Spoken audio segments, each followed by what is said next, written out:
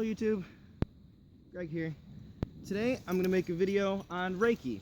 I haven't before, and it's about time we start diving into it. So, Reiki is a difficult thing to put into words. It's more of a feeling than an intellectual concept, right?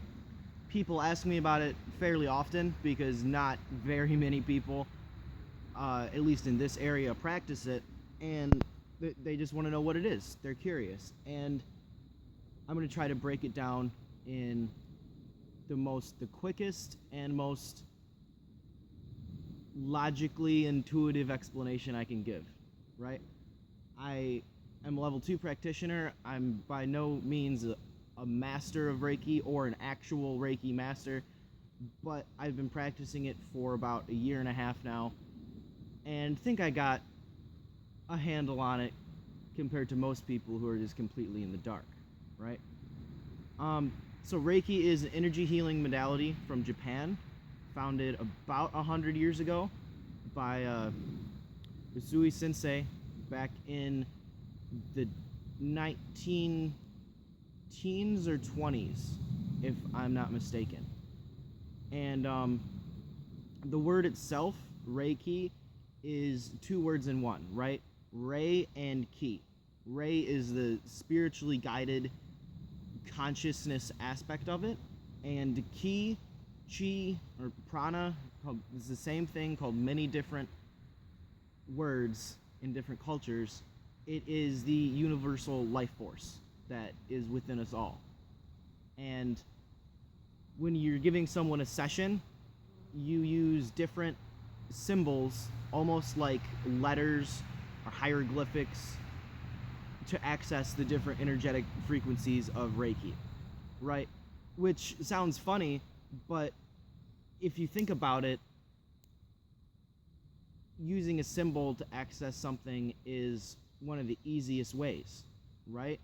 What is language? Just little chicken scratch lines on paper, and yet you can take an entire page of that and paint a story in your head, right? Energy doesn't care what you're using to access it, it just needs a doorway. So when you learn Reiki, symbols are passed down from the teacher to the students, and through those symbols, the entire Reiki community can access the same frequencies of energy, right? And Reiki is universal, okay? You ever stub your toe and you're like, oh, fuck, this really hurts. You're just moving that energy around to dissipate pain, right? All of the energy healing modalities, even if it's not a necessarily metaphysical one, get at the same energy. If you're moving it around with Reiki, massage, acupuncture, Qigong, there are many, many ways, and Reiki is just one of them. As a practitioner, when you're giving someone a session, it's not like I'm a fireman with my hose of Reiki just like squirting it all over the unhealthy spots. It's not as simple or complex as that, because you don't just find the bad injured spot wherever there's a this or that going wrong in someone and just zap it into health, right? Because in reality, the more you focus on what's going wrong, the more you hold that person apart from the healing that could be taking place. Because if you look at it in the wrong light, that this is wrong, this is broken, this is a problem, the Reiki isn't going to soak into it. You have to view them as already being healed. But Reiki is a conscious, intelligent force, and it knows where it needs to go more than we do, the practitioners. You can easily feel someone's aura by scanning it with your hands to detect where there's an imbalance, and then give the person receiving and have a better idea of the areas you need to focus on. But at the same time, it's very intuitive work. It's more of a feeling than a concept, and the more words you try to wrap around it, the more mysterious it can become sometimes.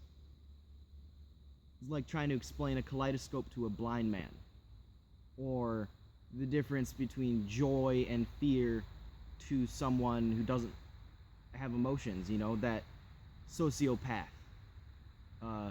person who has zero empathy.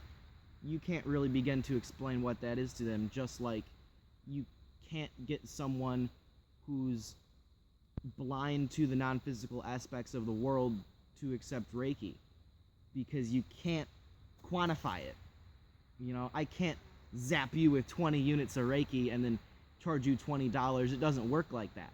Everyone has, even though it is the same universal energy, everyone's Reiki does have a different vibe to it, because the practitioner letting the Reiki flow through them is different every time. Even if two people in the same family can both do Reiki and have slightly different vibes to them, they're probably a lot closer than two completely different people.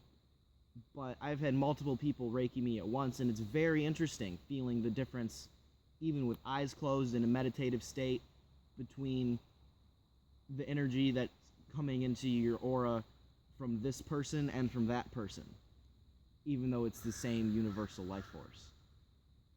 And it's really as easy as riding a bike. Practice, practice, practice. You can't do it wrong. You can't overdose. And it's brought me a lot of not only knowledge, experience, and joy, but compassion for the world. I can't thank it enough.